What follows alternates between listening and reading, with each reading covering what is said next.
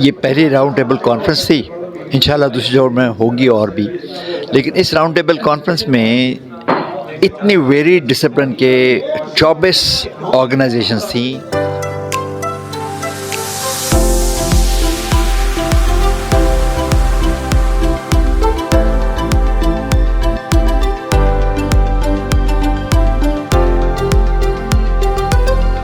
Doctor صاحب، یہ آج آپ لوگوں نے راؤنڈ ٹیبل کرائی انرجی کرائسس کے اوپر، کیا ریکمنڈیشنز بنی؟ دراصل یہ پہلی راؤنڈ ٹیبل کانفرنس تھی، انشاءاللہ دوسری راؤنڈ میں ہوگی اور بھی، لیکن اس راؤنڈ ٹیبل کانفرنس میں اتنی ویری ڈسپلن کے 24 آرگنائزیشنز تھیں فرام آل اوور پاکستان۔ وہ پبلک سیکٹر کی بھی تھی، پرائیویٹ سیکٹر کی بھی تھی، ریگولیٹرز بھی تھے اور انڈسٹریلسٹ بھی تھے اور اکیڈیمیا بھی تھا۔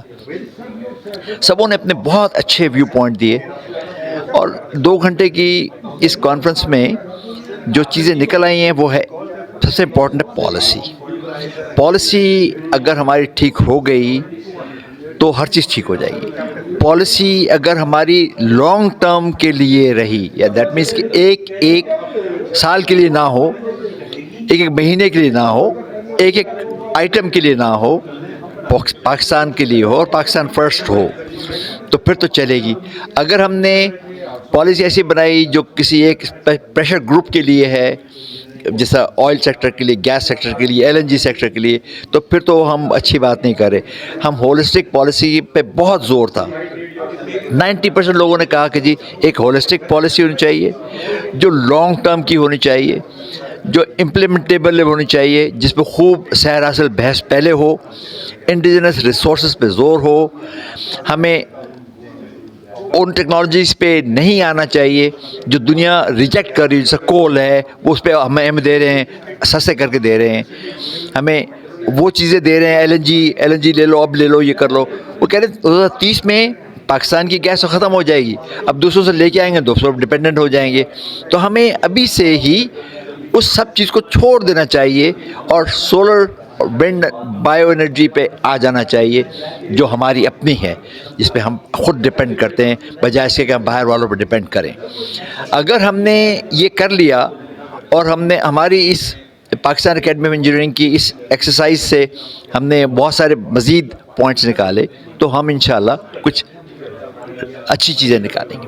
اچھا سر، پالیسی اپنی جگہ پہ، لیکن ہم دہائیوں سے انرجی کرائسس کا شکار ہیں، کیا وجہ ہے؟ کیوں نہیں نکل پاتے؟ حکومتوں کی نااہلی ہے، نیت کا مسئلہ ہے، انجینئرز کی نااہلی ہے، کیا وجہ کیا ہے؟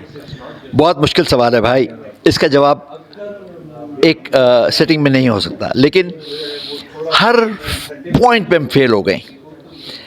میں ایز انجینئر میں نے ڈیزائن نہیں کیا، آپ ایز انجینئر ایز کنزیومر آپ نے یہ زور نہیں دیا کہ مجھے جی رینیوبل انرجی چاہیے۔ پاکستان کی 62% تو پاپولیشن کو کوئی بھی انرجی پالیسی ایڈریس ہی نہیں کرتی۔ جب وہ ایڈریس ہی نہیں کرتی، انڈیجنس چیزیں بنتی ہی نہیں۔ ہمارا ساروں کا مائنڈ سیٹ ہے امپورٹڈ چیزوں کے اوپر۔ ہم کنزیومر اورینٹڈ انڈسٹری بن گئے جس پہ ہمارا کوئی کنٹرول نہیں ہے۔ دنیا بھر سے چیزیں آتی ہیں، ہم اس کے عادی ہو گئے۔ ہمارا نیا نوجوان وہ سوچتا ہی نہیں ہے کہ ہم نے کوئی ڈیزائن کرنی ہے۔ یعنی کیا ہمارے پاس کوئی ایسا بچہ نہیں ہے جو ڈیزائن کرے موبائل فون؟ ہمارے پاس کوئی بچہ نہیں ہے جو بایو ڈیزل بنائے؟ ہمارے پاس کوئی ایسا بچہ نہیں ہے جو پاکستان کے پانی کے کرائسس کو نکالے؟ آج بھی ہم RO پلانٹ باہر سے منگا رہے ہیں، آج بھی ہم گاڑیاں باہر سے منگا رہے ہیں۔ الیکٹرک کار پہ پاکستان اکیڈمی آف انجینئرنگ پہلا سیمینار جو تھا وہ ای موبلٹی پہ تھا۔